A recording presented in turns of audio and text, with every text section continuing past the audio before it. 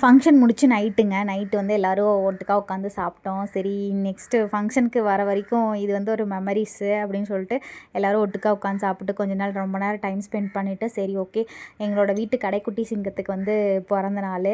அதனால் வந்து சரி அதையும் செலிப்ரேட் பண்ணிடலாம் எல்லோரும் இருக்கும்போது அப்படின்னு சொல்லிட்டு நாங்கள் வந்து 9 கேக் ஆர்டர் பண்ணியிருந்தோம். பட் எங்கள் கூட தான் உட்காந்து விளையாண்டுருந்தா அவளுக்கு தெரியலன்னு நாங்கள் நினச்சோம். பட் அவள் வந்து ஆர்டர் பண்ணும்போதே பார்த்துட்டா.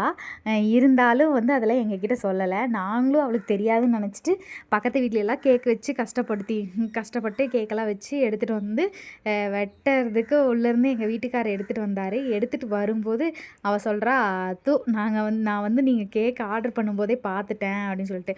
பட் வந்து நாங்கள் எடுத்துகிட்டு வந்து டேபிள் மேலே வைக்கிற வரைக்கும் அவள் ஷாக் ஆனதை பார்த்து உண்மையாலுமே அவளுக்கு தெரியாது, சர்ப்ரைஸாக தான் இருக்கும் அப்படின்னு நினச்சிட்டேன். பட் வந்து அப்படி கிடையாது. அவள் எல்லாத்தையும் நோட் பண்ணிவிட்டு அதுக்கப்புறம் எங்களுக்காக வந்து அப்படியே ஷாக் ஆகிற மாதிரி நடித்து ஒரு மாதிரி இது பண்ணா. அப்புறம் வந்து எல்லோரும் கேக் கட் பண்ணிவிட்டு எல்லாருக்கும் ஊட்டிகிட்டு இருந்தா. ஊட்டிட்டு சரி நான் தான் வீடியோ எடுத்தேன். எனக்கு வந்து என்னென்னா என்னோடய மைண்டில் என்னென்னா கேப்சர் ஆகவே இல்லையே வீடியோவில் அப்படின்னு சொல்லிட்டு யோசிச்சுட்டே இருந்தேன். யோசிச்சுட்டு சரி கடைசியாக எல்லோரும் கேக் கட் பண்ணி முடிச்சு எல்லாத்துக்கும் ஊட்டி முடிச்சதுக்கப்புறம் என்ன கேப்சர் பண்ணலன்னு சொல்லிட்டு எங்கள் வீட்டுக்காரர் என்னை ஃபோட்டோ எடுத்தார்.